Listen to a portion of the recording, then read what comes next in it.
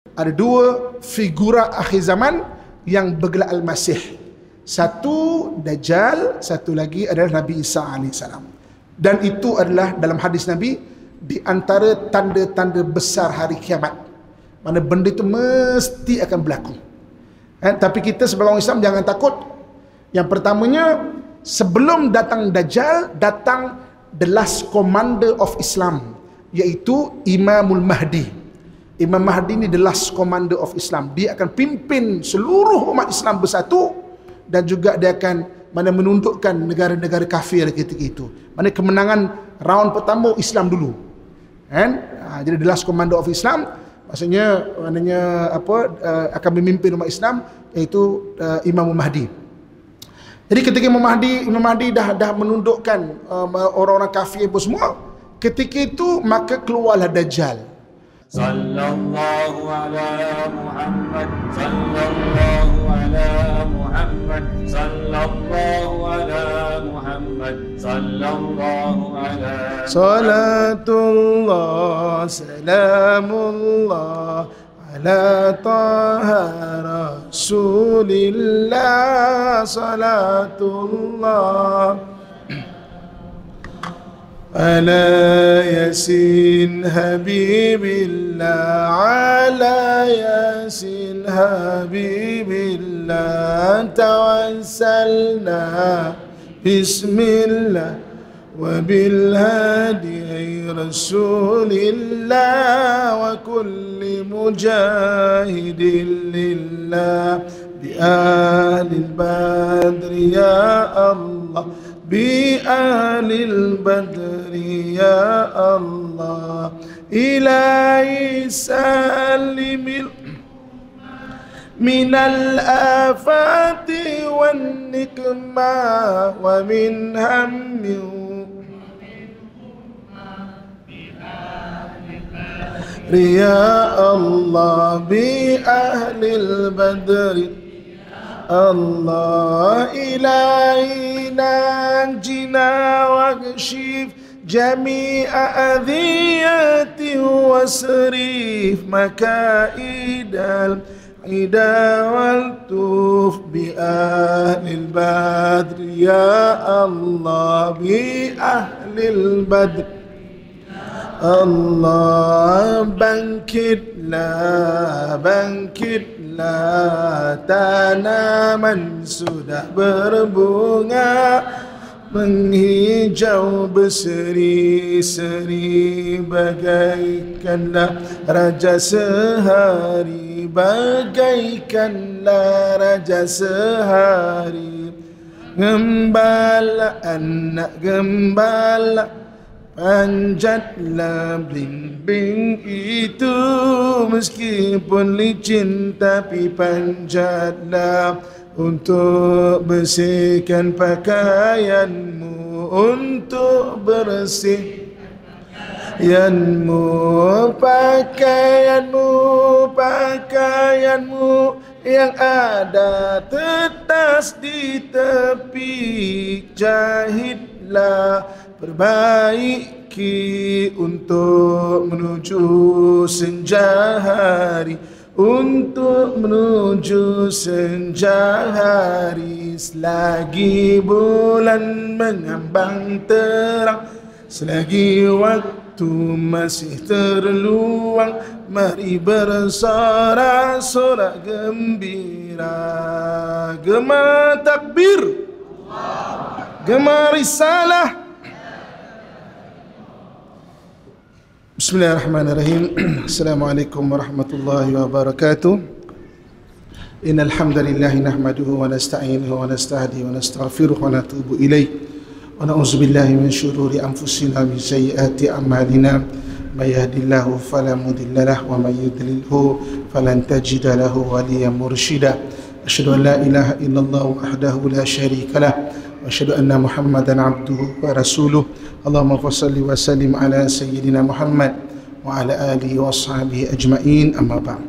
Syukur kepada Allah Subhanahu wa taala dengan limpahan kurnia dan rahmatnya pada kesempatan yang berbahagia ni kita menyambung pengajian kelas kita mengenai Palestin. Dan pada kesempatan yang bahagia ni saya nak kongsikan pada malam ini 4 bab. 4 bab. Okey. Jadi pada malam ini kita dah mula lebih fokus lagi dan kita akan sampai kepada apa yang berlaku pada hari ini. Jadi malam ni kita nak tengok perbandingan cara berfikir, kan? Cara berfikir antara orang Israel dan juga orang Islam. Okay? Mana cara perbandingan berfikir ataupun kefahaman mengenai orang Israel dan juga orang Islam. Muslimin dan muslimat rahmatullah sekalian, kita terus pergi pada bab yang pertama. Bab yang pertama mengenai tanah di Palestin. Okey. Tanah di Palestin bagi kita orang Islam, dia adalah tanah wakaf. So saya dah terang pada kelas yang awal macam mana kisah-kisah timeline dia berkenaan dengan tanah wakaf orang Islam. Jadi maknanya Allah Subhanahu Wa Taala maknanya membuat satu ataupun menganugerahkan satu sistem bagi orang-orang yang beriman. Dari satu sistem dipanggil tanah wakaf. Tanah wakaf ni milik seluruh orang beriman, walau di mana pun kita berada. Dia adalah wilayah persekutuan Muslim. Wilayah persekutuan Muslim. Kalau tuan-tuan pergi ke Jepun, ada masjid di sana, itu tempat tuan-tuan. Tuan-tuan boleh duduk, boleh rehat, kan? Ada kadang-kadang yang dijamu kita makan. Pergi mana-mana pun, pergi Spain, tanah-tanah orang yang bukan Islam. Tuan-tuan sekalian, di Spain ada masjid, kita boleh duduk, kita boleh rehat, dia meraihkan kita, kan? Di mana-mana pun, kan? Dekat Eropah ke, kat mana ke. Yang maknanya, jadi di antara tanah-tanah wakaf yang terpenting adalah tanah wakaf di dekat sekitar Palestin dan juga Masjid Al-Aqsa. Jadi kita tidak merampas tanah itu.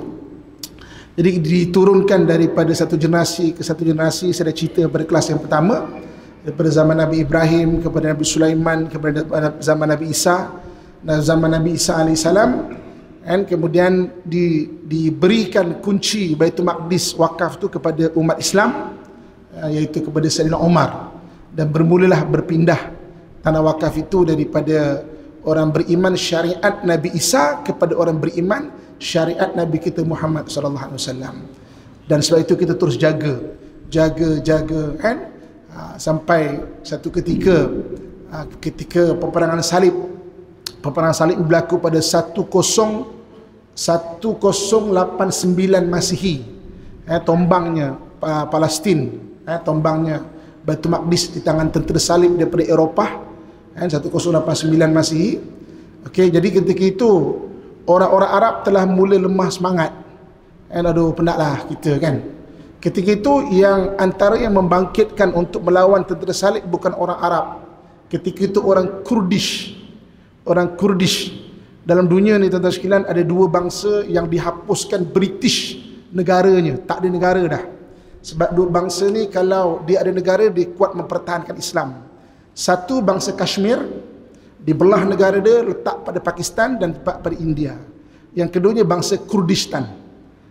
Kurdistan dibelah, sebahagian diletakkan kepada Turki, sebahagian lagi diletakkan kepada Iraq, dibelah, tak ada negara.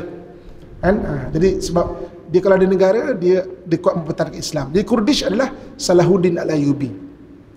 Jadi selepas itu berlalu masa tuan-tuan sekalian, dan Salahuddin dapat ambil balik 1187 Masihi. 1199 1187 Masihi, Salahuddin Al-Ayyubi berjaya mengambil balik. Dan kemudian ketika itu bersambung tentera Saljuk orang Turki, dan akhirnya berada dalam jagaan orang Utsmaniyah. Orang Utsmaniyah bukan orang Arab, bukan orang Arab pun, jadi maknanya itu tanah wakaf. Dan sebab itu bila kita sebut tanah wakaf, kita kena faham benda ni dan kita pertahankan tu dengan kefahaman, bukan semangat semata-mata. Dan kenapa kita ada orang maknanya memperlecehkan, kita boikot barang Israel. Tengok awak pakai waste barang Israel juga. Mungkin bahasa yang lebih realistik kita cakap buy last. Tak jumpa barulah guna. Selagi mana jumpa alternatif, jangan guna. Orang cakap, awak nak boykot barang-barang Israel. Guna kereta Israel lah, guna apa nama sistem Boeing terbang untuk Israel buat apa semua. Yang belum ada orang Islam punya last baru kita akan guna. Selagi ada alternatif, kita tak akan guna. Sebab apa saya tengok orang pelikih, orang bukan Islam pelikih. Awak Israel konon tu pakai waste tu, buy last pada saya. Habis tu macam mana yang kita tak boleh nak elak? Itu fardu kifayah. Seluruh umat Islam wajib membuat satu alternatif. Itu seluruh umat Islam wajib. Kita selagi mana boleh elak. Sebab tu macam di Malaysia ni sudah sampai masanya ayam goreng tempatan ataupun apalah boleh dinaikkan sebenarnya. Itu fardu kifayah seluruh kita ni. Untuk membuat betul-betul satu alternatif produk bagi orang-orang Islam. Tak jumpa, okey. Supaya jawapan kepada orang yang perlekehkan, boykot konon, guna juga, guna. Tak, kalau kita tak jumpa alternatif, kita tak akan guna. Saya rasa itu lebih praktikal lah. Kalau kita nak cerita, nak cakap. Okey. Jadi, kita tanah wakaf biar kefahaman. Okey. Daripada sudut Bani Israel, apa pandangan dia mengenai tanah Palestin? Bagi dia tanah itu tanah yang dijanjikan untuk dia. Sebab itu dia nak ambil. Dan dalam kita Islam, kita ada kaedah matlamat tidak menghalalkan cara. Benda ini tak ada pada orang-orang kafir ataupun pada orang-orang Israel. Sebab matlamatnya pada dia, point of view dia, tanah ini dijanjikan untuk dia. Sebab itu dia nak ambil. Hatta budak kecil pun kalau perlu dibunuh, dia akan bunuh budak kecil. Itu kita nak faham cara pemikiran dia.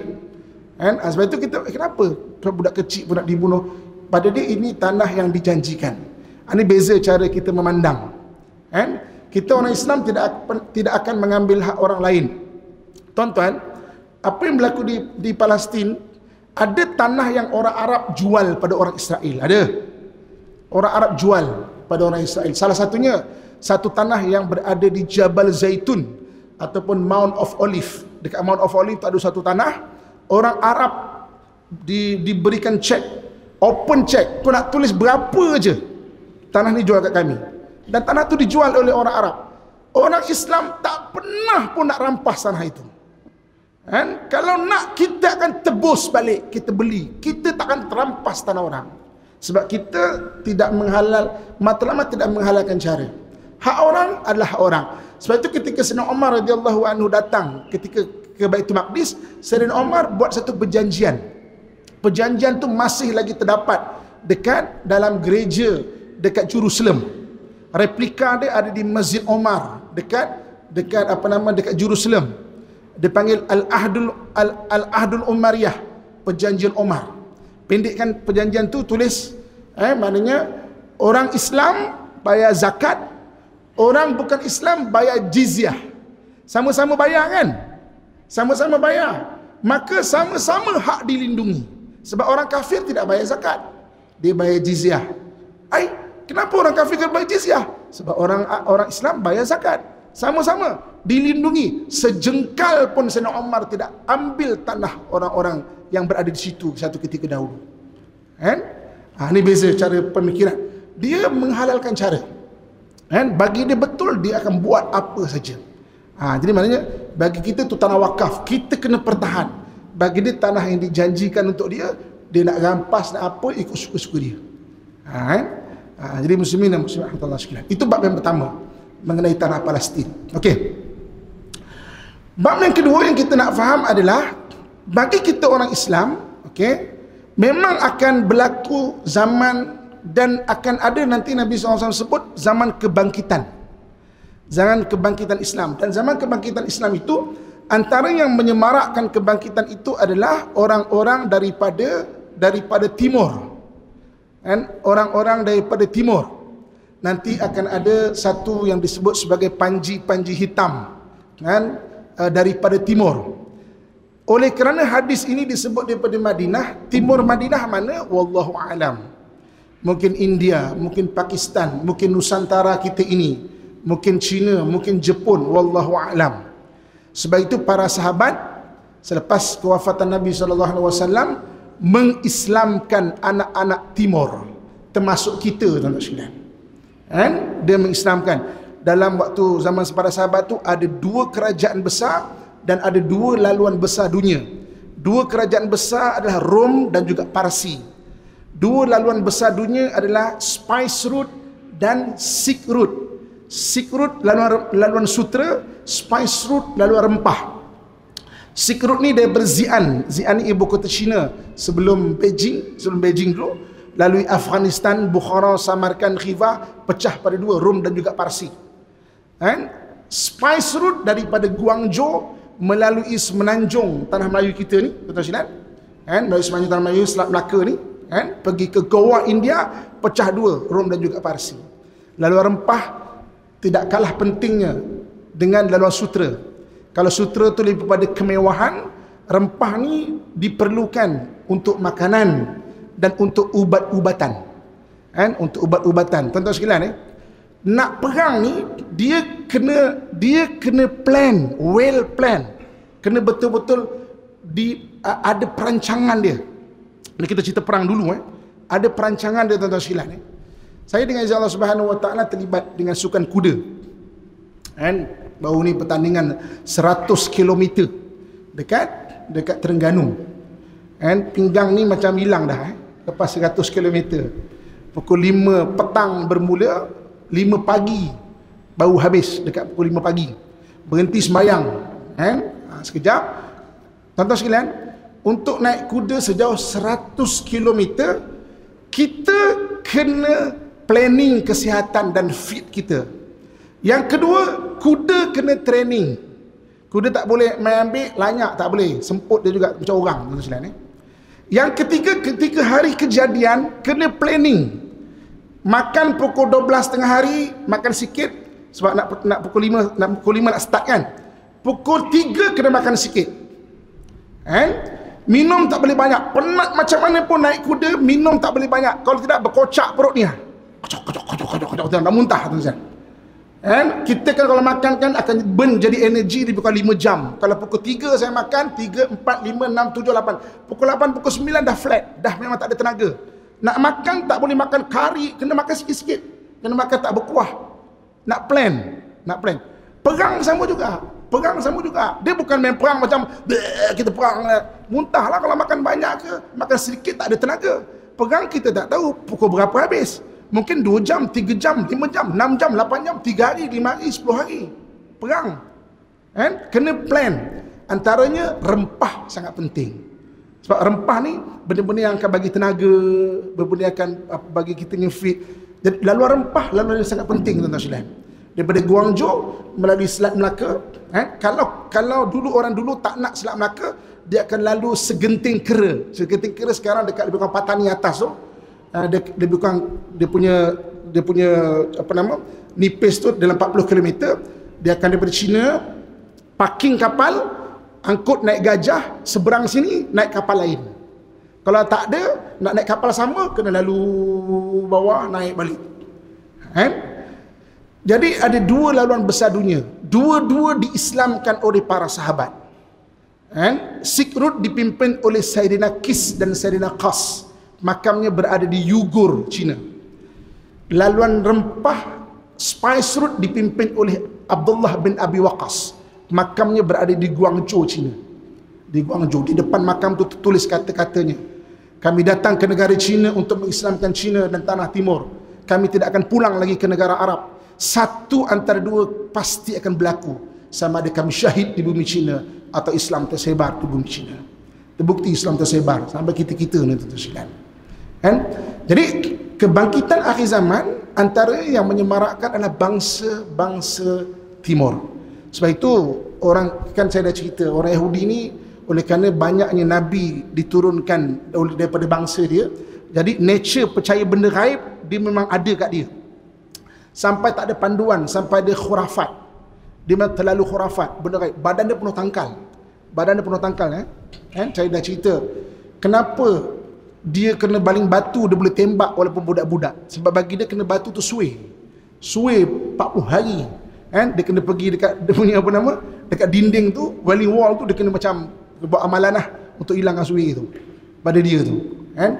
Dia sangat percaya pada mukhabat. Sebab itu kenapa dia percaya hadis Nabi, dan sebab itu kenapa dia datang ke timur untuk kafirkan balik bangsa timur.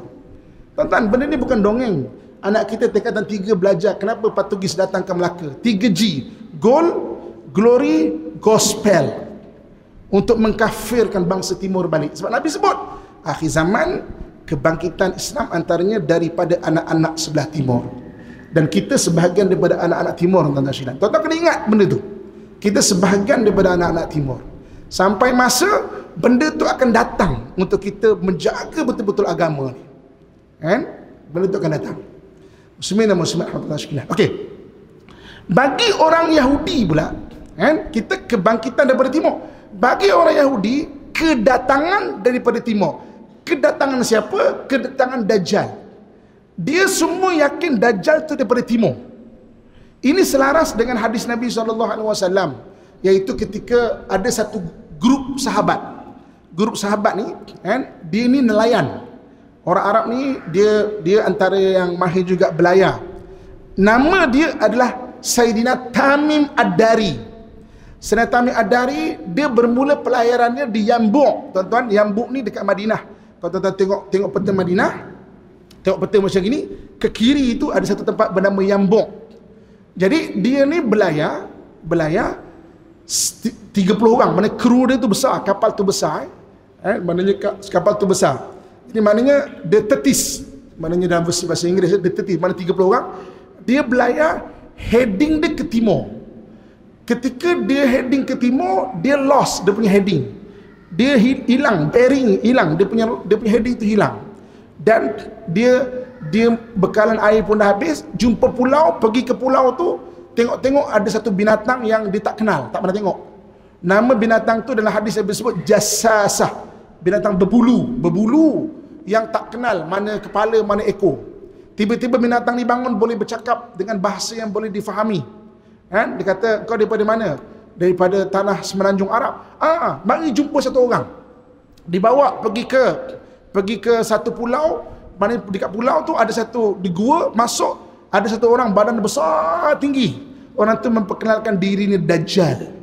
Jadi kalau ikut hadis Nabi, Tamim Ad-Dari heading dia ke timur. Bagi orang-orang Yahudi, kebangkitan Dajjal daripada timur. Kan? Dan kalau kita tengok Thousand Island ni, belah-belah mana tuan-tuan sekalian? Heading timur, beribu pulau, belah mana tuan-tuan sekalian?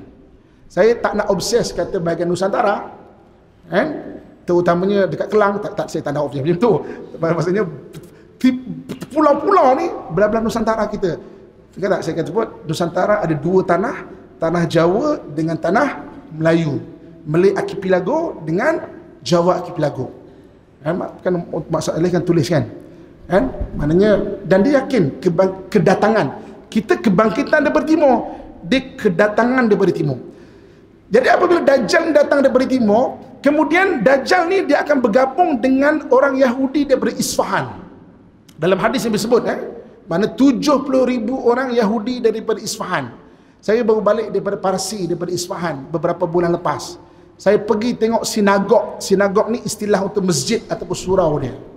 Kita pergi ke situ. Dan memang komuniti di Isfahan memang sangat-sangat kuat. Dibandingkan di tempat-tempat lain. Kuat tu memang berpegang dengan dia punya dia punya amalan-amalan dia. Tuan-tuan sekalian, saya ceritalah sikit laju-laju salinlah walaupun tak bernapas. Salin okey tuan-tuan sekalian. Bani Israel bermula, dia balik semula pergi ke maknanya Jerusalem zaman Nabi Musa AS. Kurang lebih 1400 tahun sebelum Masihi, 1400 tahun sebelum Masihi kurang lebih, zaman Nabi Musa AS.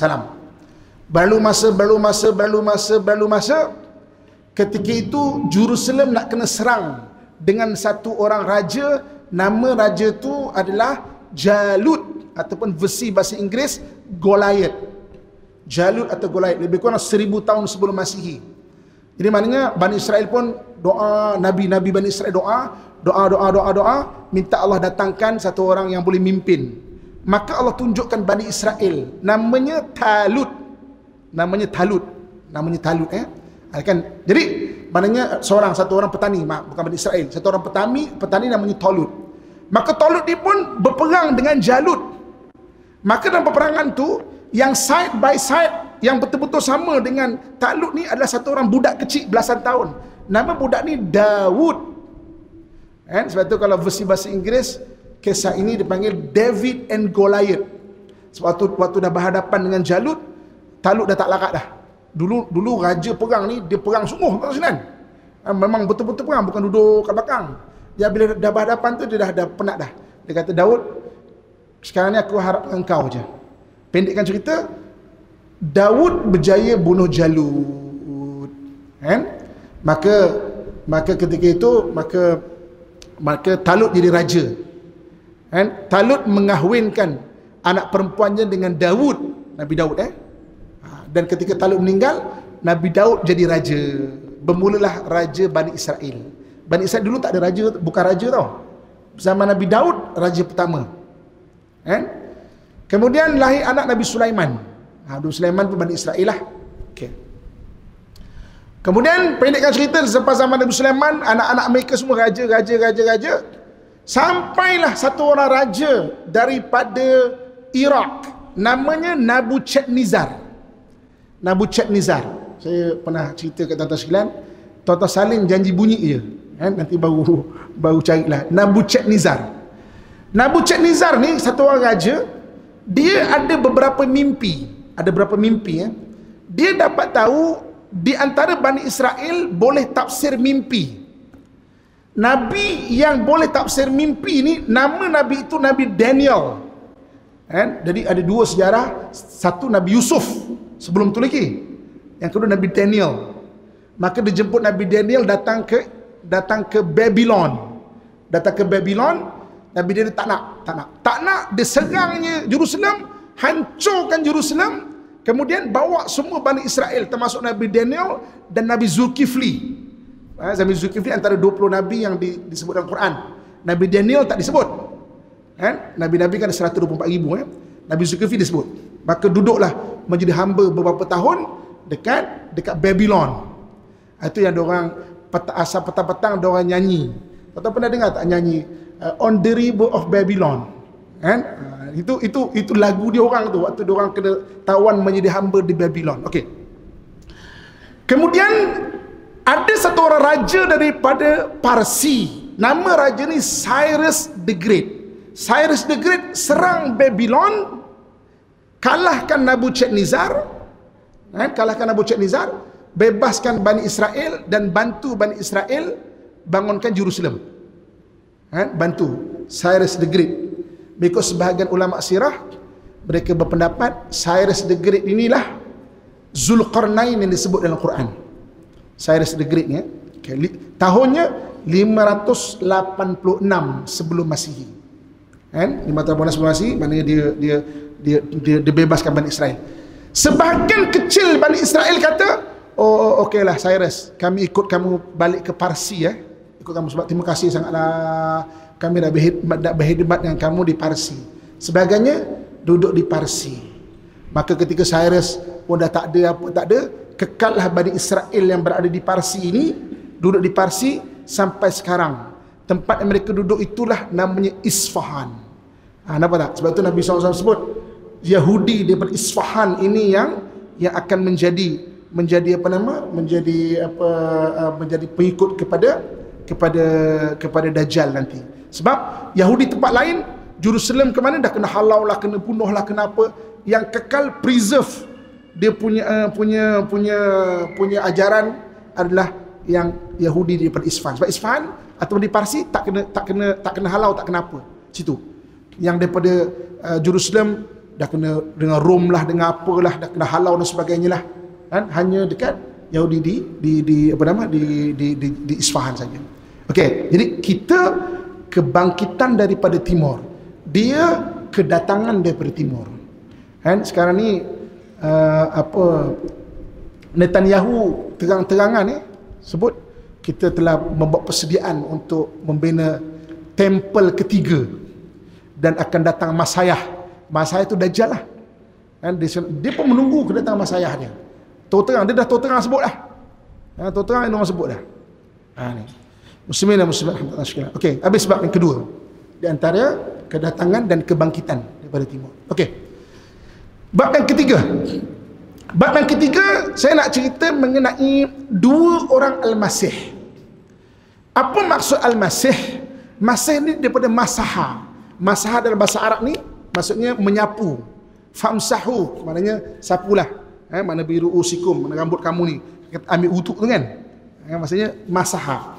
Jadi maknanya Nabi seorang yang ada nama Al-Masih adalah Nabi Isa, seorang lagi Dajjal. Kenapa digelar Al-Masih? Sebab dia punya kelebihan ada di tangan dia. Sebab itu kenapa Nabi Isa ketika ditangkap, kenapa tak diikat, dibakar? Membakar orang yang kena hukum ni glamour tau zaman dulu. Kenapa tak digantung? Gantung juga glamour ketika itu. Kenapa tak dipancung? Pancung juga terkenal salah satu hukuman. Kenapa disalib? Salib tidak beberapa terkenal. Supaya tangannya itu tidak bertemu. Kalau tangan ni bertemu, dia boleh membuat sesuatu. Sebab Nabi Isa, dia punya mukjizat berada di tangan. Dajjal juga sama, dia ada di tangan. Sebab itu apa ada pada Dajjal, ada pada Nabi Isa alaihissalam. Dajjal, Nabi Isa boleh turunkan hidangan dari langit, Dajjal boleh turunkan hidangan dari langit. Nabi Isa boleh hidup ke orang mati, Dajjal boleh hidup ke orang mati. Nabi Isa boleh mengubat penyakit-penyakit yang pelik, Dajjal boleh mengubat penyakit-penyakit yang pelik. Jadi dua-dua ni. Jadi maknanya ada dua figura akhir zaman yang bergelar Al-Masih. Satu Dajjal, satu lagi adalah Nabi Isa alaihissalam. Dan itu adalah dalam hadis Nabi di antara tanda-tanda besar hari kiamat. Mana benda itu mesti akan berlaku. Tapi kita sebagai orang Islam jangan takut. Yang pertamanya, sebelum datang Dajjal, datang the last commander of Islam, iaitu Imamul Mahdi. Imam Mahdi ni the last commander of Islam. Dia akan pimpin seluruh umat Islam bersatu, dan juga dia akan menundukkan negara-negara kafir ketika itu. Mana kemenangan round pertama Islam dulu. Jadi the last commander of Islam, maksudnya akan memimpin umat Islam, iaitu Imam Mahdi. Jadi ketika Imam Mahdi dah menundukkan orang-orang kafir pun semua, ketika itu maka keluarlah Dajjal. Maka ketika keluar Dajjal, jangan takut dan juga bimbang, sebab Nabi dah bagi kita macam mana cara kita nak berhadapan dengan fitnah ketika itu. Yang pertama, Nabi kata jangan cuba-cuba nak jumpa Dajjal sekuat mana iman kita. Sebab fitnahnya sangat besar. Kalau tak Dajjal, marilah. Jangan. Fitnah sangat besar. Maka ketika itu umat Islam, maknanya yang dipimpin oleh Imam Mahdi memang berperang. Yang lain-lain apa? Lain-lain maka jagalah iman masing-masing. Dan ketika itu tuan-tuan sekalian, banyak umat Islam kelaparan ketika itu, susah sangat. Maka Nabi kata ketika itu, maknanya antara yang mengenyangkan adalah zikir. Zikir mengenyangkan. Sebab tu kita daripada sekarang kena ada zikir. Okey. Dua sudut hadis ini dibaca. Yang pertamanya, zikir itu mengenyangkan secara kelebihan, maunah. Secara kelebihan Allah bagi, berzikir itu mengenyangkan. Zikir itu menghilangkan haus. Tapi realitinya tuan-tuan sekalian, tuan-tuan, abang-abang, ayah saya sekalian, kalau kita ada majlis tahlil, baca Yasin, kemudian tahlil, la ilaha illallah, la ilaha illallah, haus ke tak haus? Lapar ke kenyang? Kata hadis ini, dia jadi kenyang, dia jadi hilang haus. Hadis sudut pertama, kelebihan ketika itu. Kalau ketika itu lapar, maknanya boleh kenyang dengan zikir, boleh hilang haus dengan zikir. Yang kedua, tuan-tuan sekalian, daripada sudut hadis ini dibaca, yang kedua adalah kenapa tidak lapar, kenapa tidak dahaga. Okey, tuan-tuan, ketika seseorang itu diuji, dia akan jatuh kepada al-hammi wal hazan. Al-hammi wal hazan. Al-hammi ni maknanya kesedihan yang lepas. Maknanya dia grounded dengan benda-benda yang lepas, dia jadi sedih. Bahasa modernnya depression. Benda-benda depression ni orang grounded dengan benda-benda lepas. Tuan-tuan pernah tengok tak orang depression? Tak boleh buat apa-apa. Duduk menangis, duduk kunci bilik, apa semua, mikir yang bukan-bukan. Al-hazan, kesedihan, iaitu benda yang merisaukan sekarang dan akan datang. Al-hazan. Bahasa moden dia anxiety. Anxiety ni kerisauan melampau. Ada orang pernah tengok tak? Ataupun tuan-tuan depan-depan saya pernah tak kena anxiety? Ada orang kadang-kadang dia kena anxiety. Waktu PKP dulu kena anxiety. Orang kena anxiety ni, dia kadang-kadang kalau kena panic attack atau anxiety attack sampai tak boleh bernafas tau. Macam sesak nafas, macam bangunan macam nak runtuh, rasa macam nak mati. Rasa macam nak mati.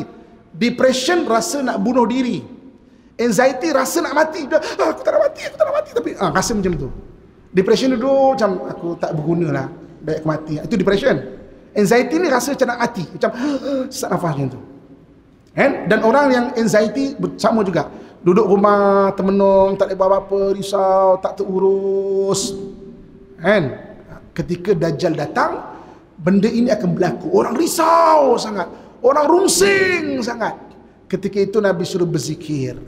Sebab berzikir akan menghilangkan al-hammi wal hazan. Kalau kepala dah lapang, kepala dah tenang, boleh berfikir dengan waras. Tak ada makan ni, jom kita tanam ubi ke, tanam apa ke, jadi kenyang dengan asbab usaha itu. Jadi daripada dua sudut. Satu memang secara mukjizat atau secara maunah tu Allah bagi kenyang. Yang keduanya dengan cara hilangnya kerungsingan, yang akhirnya kita boleh berfikir dengan waras. Memang betul ada Dajjal, tapi anak-anak ni menangis. Jomlah, paling kurang tanam ubi, berapa hari dah besar, dah boleh makan. Jom sama-sama kita tanam. Jadi orang boleh berfikir dengan waras. Jadi tuan-tuan sekalian, kalau kita pening ke, risau ke, jangan lupa zikir. Zikir akan memberi kekenyangan, dan juga memberi kita hilang kaus, dahaga dan haus, dengan jalan Allah beri ketenangan ke hati itu. Okey, jadi maknanya Dajjal kalau datang, pertama, kalau yang dah kebetulan sampai Imam Mahdi kena berpegang lah. Kalau tak, memang zikir, tuan-tuan sekalian, tenangkan diri, pertahankan keimanan. Ketika itu. Ini doa al-Masih. Muslimin dan muslimat rahmatullah sekalian. Okey, bab yang keempat, yang terakhir pada hari ini. Walaupun dia terakhir, tapi dia 2 jam juga bahasannya. Bab yang keempat. Tuan-tuan sekalian, bab keempat, yang membahu ummah. Bagi kita orang Islam, yang membahu ummah ini ada 8 golongan. Tuan-tuan salinkan. Saya sebut cepat-cepat, tuan-tuan salinkan. Ummah Islamiah didokong oleh 8 golongan. Yang pertama, kebijaksanaan para pemimpin. Yang keduanya, ilmu para ulama. Yang ketiganya, peluh para amilin. Amilin ni pekerja, amilin. Yang keempatnya, darah para syuhada. Yang kelima, doa para solihin. Okay, 5. Kita ulang yang pertama. Yang pertama apa? Kebijaksanaan pada pemimpin. Yang kedua, ilmu para ulama. Yang ketiga, peluh para amilin. Yang keempat, darah para syuhada. Yang kelima, doa para solihin. Yang keenam, kehebatan para da'i. Da'i ini pendakwah. Kehebatan para da'i. Yang ketujuh, harta para aghnia. Aghnia ni orang kaya. Harta orang kaya, harta para aghnia. Dan yang ke-8, rahim wanita solehah. 8 golongan ini membahu ummah. Tuan-tuan, pendekkan cerita, ketika Rasulullah SAW berhijrah daripada Mekah ke Madinah, Nabi grup ataupun Nabi bangunkan 8 golongan ini. Sebab itu tuan-tuan sekalian, Sayyidina Abu Bakar, Sayyidina Umar, Sayyidina Osman, Sayyidina Ali, antara yang awal masuk Islam. Tapi kenapa tak banyak meriwayatkan hadis? Jarang jumpa hadis surat ke Sayyidina Abu Bakar, yang diriwayatkan Sayyidina Umar, yang diriwayatkan Sayyidina Ali, yang diriwayatkan Sayyidina Osman. Sebab apa? Nabi memang gilap dia menjadi golongan pertama. Golongan kedua, ilmu para ulama. Ada beberapa orang Nabi bentuk dia menjadi orang-orang alim. Abu Hurairah bukan umat Islam di Mekah, Islam hanya di Madinah. Dia sempat berapa tahun je dengan Nabi. Tapi kenapa antara sahabat yang paling banyak meriwayatkan hadis? Sebab Nabi bentuk dia jadi ulama. Watak dia tu watak ulama. Golongan yang ketiga, iaitu penuh para amilin. Amilin ni yang membangunkan pendidikan Islam, kesenian Islam, kan? Bidang-bidang fardu kifayah. Kan? Golongan keempat, darah para syuhada. Tuan-tuan boleh jumpa nama Khalid ibn Walid, Sayyidina Abu Ubaidah Al-Jarrah, Sa'ad bin Abi Waqqas. Oh, itu semua panglima-panglima Islam tu. Golongan kelima adalah doa para solihin. Doa para solihin ni tuan-tuan boleh jumpa kalau baca sejarah Islam. Dia ada satu grup, nama grup tu Ahli Sufah. Ahli Sufah ni duduk kat belakang masjid Nabi. Nak berperang badan tak berapa besar, kan? Kukus macam tu, kerja berzikir. Sebab maknanya doa dia penting. Yang keenam adalah kehebatan para da'i. Oh, ni kita jumpa Sayyidina Qis, Sayyidina Qas. Kita jumpa dakwah, para pendakwah, Kutham ibnu Abbas, sepupu Nabi, kan? Dekat negeri Tantan sana tuan. Kutham ibnu Abbas, dia adalah sepupu Nabi yang ashbahan Nabi khalqan wa khuluqan. Sebiji macam Nabi, cara pakaian dia dan watak dia, cara bercakap, cara dia senyum, cara berjalan, sebiji macam Nabi. Ashbahan Nabi khalqan wa khuluqan, kan? Meninggal di Samarkand, kan? Kemudian yang ketujuh, harta para aghnia. Oh, tuan-tuan boleh jumpa macam mana orang-orang kaya dan Islam, kan, yang menginfakkan hartanya. Dan wanita-wanita solehah. Ini 8 golongan yang membahu ummah, kan? Tuan-tuan, orang Yahudi ada juga, tapi dia ada 6, kan? Dia ada, pertama, memang digilap pemimpin. Dia memang ada institut melahirkan pemimpin-pemimpin tau. Kalau bukan pemimpin yang zahir, pemimpin yang secret society. Dia ada secret society, tuan-tuan sekalian, kan? Kita jangan tak sedar benda tu, kan? Tuan-tuan pergi Penang, tuan-tuan jumpa perkuburan orang Israel dekat Penang. Cuba search, kan? Ada kat Penang, betul? Perkuburan. Tuan-tuan pergi Koh Phangan. Koh Phangan ada sinagog dekat sana. Koh Phangan ni dekat Thailand, kan? Selain daripada yang zahir, Benjamin Netanyahu tu ada yang secret society ni, kan? Sebab itu dia juga ada, tuan-tuan sekalian. Dan benda ni real, kan? Sebab tu kita kena sedar benda ni, kan? Sebab tu kalau dalam Islam, kalau kita tengok, Islam suruh kita memang menjadi pemimpin, bukan berebut pemimpin. Mentaliti, semua mentaliti pemimpin. Surah Al-Furqan ayat 74. Salin surah tu. Surah Al-Furqan ayat 74. Allah sebut bagaimana orang beriman tu dia berdoa, waja'alna lil muttaqina imama. Jadikan kami di kalangan orang beriman tu pemimpin. Pemimpin yang mentaliti pemimpin, bukan mentaliti rendah-rendah. Bukan mentaliti rendah, mentaliti semua pemimpin. Semua pemimpin. Tuan-tuan, kalau depan saya ni semua mentaliti pemimpin, tak nak bergosip-bergosip, sentap-sentap, mulut longkang, tak ada, semua berakhlak. Kita jadi satu society, masyarakat yang luar biasa hebat. Antara kita yang ada mentaliti pemimpin, kita lantik satu orang menjadi pemimpin kita. Masya Allah, hebat, kan? Itu Quran ajar kita tu. Dan kita jangan lupa benda tu, kan? Kita kena ketepikanlah bergosip-bergosip, rendah-rendah, penuh otak dengan ilmu, dengan pengalaman, dengan akhlak. Bangun, waja'alna lil muttaqina imama. Ingat tak kata Sayyidina Umar? Salinkan, siapa yang sempat salin. Sekumpulan kambing dipimpin oleh seekor singa akan dapat mengalahkan. Sekumpulan kambing dipimpin oleh singa akan dapat mengalahkan sekumpulan singa yang dipimpin oleh kambing. Tuan-tuan dapat tak perkataan tu? sekumpulan kambing dipimpin oleh seekor singa akan dapat mengalahkan sekumpulan singa yang dipimpin oleh seekor kambing. Betapa pentingnya pemimpin, mentaliti pemimpin. Banyak sekarang pemimpin bukan mentaliti pemimpin. Pemimpin mentaliti hamba. Tuan-tuan sekalian, pemimpin negara Arab, isu Palestin, apa yang diorang cakap? Kenapa sampai hadis Nabi sebut di akhir zaman pokok-pokok dan batu-batu boleh bercakap? Sebab manusia tidak bercakap. Sampai perlukan pokok bercakap, ya ibadah Rahman, wahai hamba Allah. Ni Yahudi tangkap dia. Banyak pemimpin yang melindungi Yahudi sebenarnya. Jadi mana yang menjadi pemimpin? Sekumpulan kambing yang dipimpin oleh seekor singa akan dapat mengalahkan sekumpulan singa yang dipimpin oleh seekor kambing. Cuba kamu bayangkan sekumpulan singa yang dipimpin oleh seekor singa.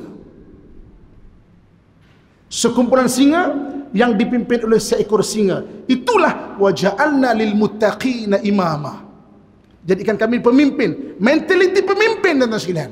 Tak ada nak mentaliti rendah-rendah, nak bergosip, mengumpat, tak ada. Mentaliti pemimpin, semua cara berfikir, cara yang berfikir besar, jiwa besar, memaafkan, berjuang, mengorbankan harta. Pemimpin, mentaliti pemimpin. Dan di antara situ ada satu orang pemimpin. Itulah yang telah dilahirkan oleh Rasulullah SAW, yang akhirnya dapat mengalahkan Rom dan juga Parsi, dan dapat mengislamkan dua laluan rempah dan laluan sutera. Jadi Yahudi dia ada institut untuk pemimpin dia. Dari golongan pertama.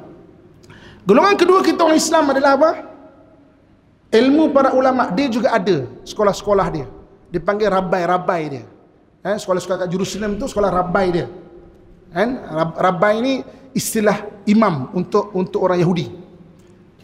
Memang mana-mana, dan dia memang hantar tuan-tuan sekalian. Orang Yahudi ber-US, ber-UK daripada apa? Saya jumpa anak-anak kecil-kecil macam ni. Dia daripada mana? Oh, saya kerakyatan US, daripada UK, daripada mana-mana lah. Tapi macam kita budak sekolah tahfiz lah, sekolah tahfiz. Dan dah sebab melahirkan golongan kedua. Golongan ketiga kita apa? Peluh para amilin. Mereka juga ada. Tuan-tuan share sekejap lagi, dipanggil antaranya golongan yang terkenal Kibbutz tu golongan yang very fokus bangunkan bahagian security food, makanan. Maknanya dia memang dia tak kisah aku belajar tinggi ke apa, memang dia jadi petani. Dan tuan-tuan sekalian, pertanian di Israel tu tinggi teknologi dia. Dulu kalau waktu kecil-kecil, tuan-tuan siapa yang umur sebaya saya lah, yang muda-muda lagi kita ni kan. Maknanya kalau pernah perasan dulu ada satu limau Java Orange daripada Singapura, besar ni. Java Orange tu daripada Israel. Lepas kita tahu, kita tak beli dah, tak masuk dah kat sini kan. Java Orange. Dia punya teknologi pertanian memang tinggi. Golongan keempat kita apa? Darah para syuhada. Dia juga ada konsep situ. Sebab itu kalau sekarang dah ada IDF, Israel Defense Forces. Dia juga ada konsep begitu. Walaupun dia bangsa penakut, kita dah cerita dia adalah bangsa penakut. Kemudian yang kelima apa? Doa para solihin.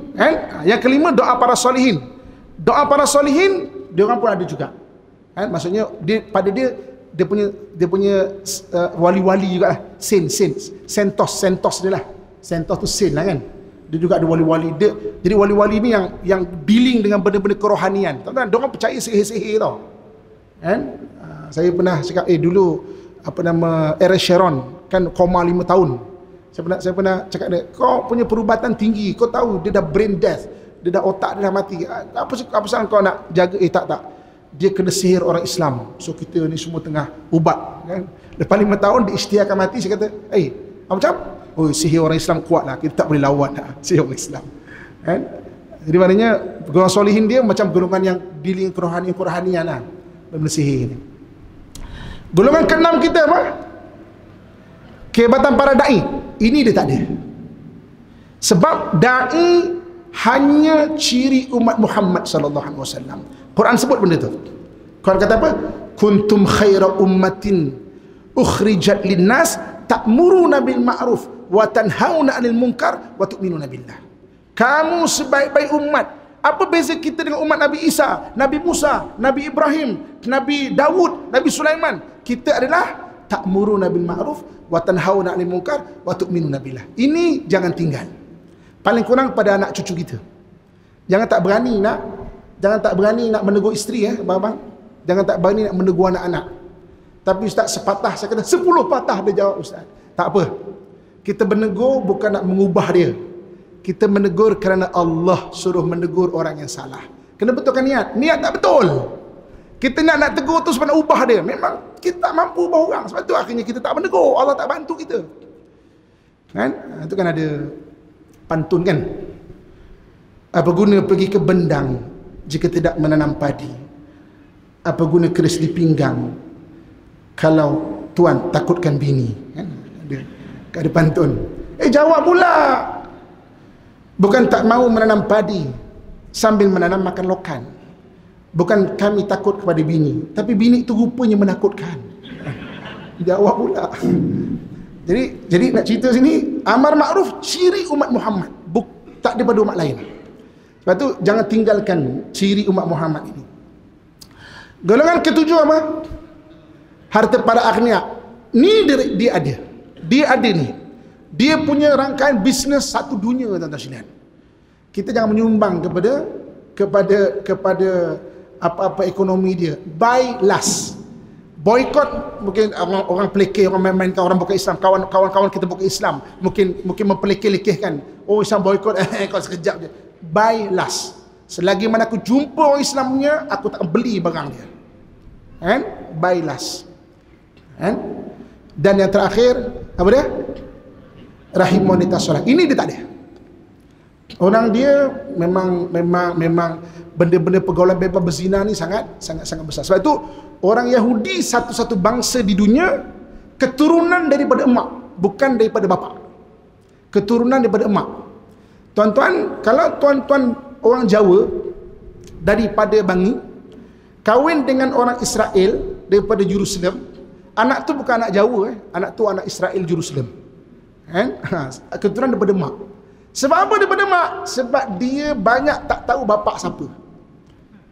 Sebab tu dia satu bangsa dalam dunia keturunan daripada mak. Antara yang bersalah bangsa dunia. Yang lain semua adalah daripada bapa. Sebab kita tahu bapa kita. Kita tahu bapa kita. Bapa kita siapa? Atau orang bukan Islam pun, apa nama? Anak lelaki siapa? Son of siapa-siapa. Dia daripada mak. Dia dua benda ni tak ada. Dia tak ada apa nama, kehebatan para dai, dan dia tak ada wanita solehah. Kita 8 golongan yang membawa ummah. Dan 8 golongan ni siapa tuan-tuan sekalian? 8 golongan ni kita semua. Kita semua So berperananlah dengan peranan tuan-tuan sekalian semampu dan semaksimal yang boleh. Kalau depan saya ada pemimpin, pimpin betul masyarakat. Jangan main. Dan kita semua ingat, kita kena naikkan mentaliti kita sebagai imam, sebagai pemimpin. Hidup jangan bangunkan topeng. Hidup jangan bangunkan topeng, bangunkan pribadi. Kalau kita membangunkan topeng, kita takkan boleh jadi imam. Kalau kita membangunkan topeng, kita takkan boleh jadi pemimpin yang bagus. Hidup kena bangunkan pribadi. Orang yang membangunkan topeng, yang paling dia risau apabila topengnya tertanggal daripada mukanya. Tapi Islam suruh kita bangunkan pribadi. Salah, minta maaf. Bangunkan baik ke diri, baik ke diri, baik ke diri, baik ke diri. Maksudnya 8 golongan tu. Kalau tuan-tuan berada dalam bidang perniagaan, niaga betul-betul. Dan jangan lupa bayar zakat. Jangan lupa buat infak. Jangan lupa sedekah. Jangan lupa buat hibah. Jangan lupa bagi hadiah. Antara benda yang Islam ajar pengurusan harta. Kita boleh bantu Palestin semampu yang boleh, selain daripada doa, bantu. Boleh kewangan. Boleh apa, boykot, boleh bagi kewangan.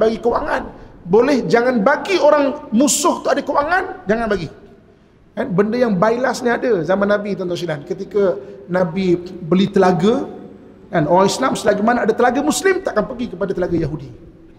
Nabi tak cakap pun, tak jumpa berboykot, tak.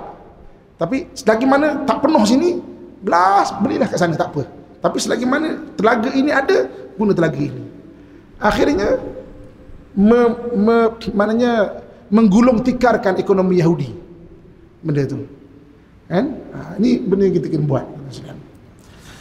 Muslimin dan muslimat Allah sekalian. Jadi saya rasa setakat saja dululah 4 bab untuk kelas sebelum akhir. Sebelum akhir. So kita ada satu lagi kelas. Minggu depan tak ada, saya tak ada kat Malaysia lagi. And minggu satu lagi, dan nanti insyaAllah siapa yang penuh ada sijil kedatangan dia, and kita maksudnya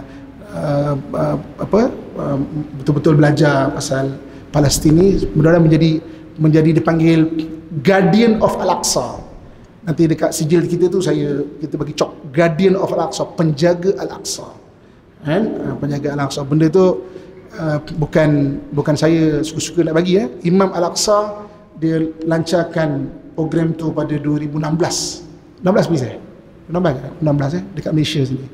Guardian of Al-Aqsa, penjaga Al-Aqsa. Tapi bukan Guardian Al-Aqsa sebagai title tu, bukan, sebagai betul-betul hati yang faham, faham tu tanah wakaf, faham betul-betul di sana tu Yahudi memang ada gerakan dia, sama ada yang zahir ataupun yang gelap, yang tak nampak, yang secret society itu. Dia bila kita faham itu, kita tak jatuh ke zon selesa. Kita sentiasa berwaspada dan bersedia, dan sentiasa bangunkan diri kita tu. Itu yang penting insya-Allah. Okey, sekian saja. Aku lu qauli ma sami'tu, astaghfirullah li wa lakum wa lisa'il muslimin fa ya fawzal mustaghfirin wa ya najata taibin. Assalamualaikum warahmatullahi wabarakatuh. A'udzubillahi minasyaitonir rajim. Bismillahirrahmanirrahim. Alhamdulillahi rabbil alamin wassalatu wassalamu ala asyrafil anbiya'i wal mursalin wa ala alihi washabihi ajmain. Ya Allah, ya Tuhan kami, ampunkan segala dosa dan kesalahan kami ya Allah. Bantulah kami memperbaiki diri kami ya Allah. Rahmatilah kami ya Allah. Rahmatilah saudara-saudara kami yang berada di Palestin ya Allah. Bantulah urusan kami dan urusan mereka ya Allah. Berikan ketabahan kepada kami dan kepada mereka ya Allah. Ya Allah, ya Tuhan kami seluruhnya kami pohonkan kepadamu ya Allah. Kasihanilah kaum muslimin sekaliannya ya Allah. Allahumma rabbana atina fid dunya hasanah wa fil akhirati hasanatan wa qina adzabannar. Wa sallallahu ala sayyidina maulana Muhammadin wa ala alihi wa sahbihi ajma'in. Walhamdulillahi rabbil alamin. Taqabbalallahu minkum, inna minkum taqabbal ya karim. Lere tandure was sumilir ta ijara ya tak sungguh temantin anyar, tak sungguh temantin anyar. Cahangun penek nom limbeng kui lunyu penek no kanggun baso dodo tiro, kanggun baso dodo tiro, dodo tiro kumitir berdaing pinggir dodo mana jenuh mata kanggun seba menggasare, kanggun seba menggasare. Rumpung padang rembulan, rumpung jembar kalangan.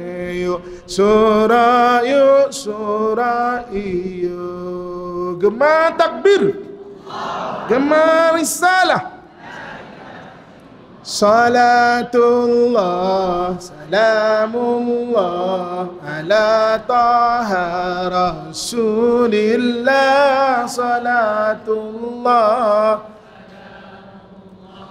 ala yasin habibillah, ala yasin habibillah. Tawassalna bismillah wa bil hadi rasulillah wa kulli mujahidin lillah bi alil badri ya Allah, بأهل البدر يا الله إلهي سلم الأمة من الآفات والنقمة ومن هم ومن أمة بأهل البدر يا الله بأهل البدر يا الله إلهي نجنا واكشف جميع أذية واصرف مكائد العدا واكتف بأهل البدر يا الله بأهل البدر bangkitlah tanaman sudah berbunga hijau berseri-seri bagaikanlah raja sehari bagaikanlah raja sehari pengembala anak gembala panjatlah belimbing itu meskipun licin tapi panjatlah untuk bersihkan pakaianmu untuk bersihkan pakaianmu pakaianmu yang ada tetas di tepi jahitlah perbaiki untuk menuju senja hari untuk menuju hari selagi bulan mengambang terang selagi waktu masih terluang mari bersorak-sorak gembira takbir gemari salah illallah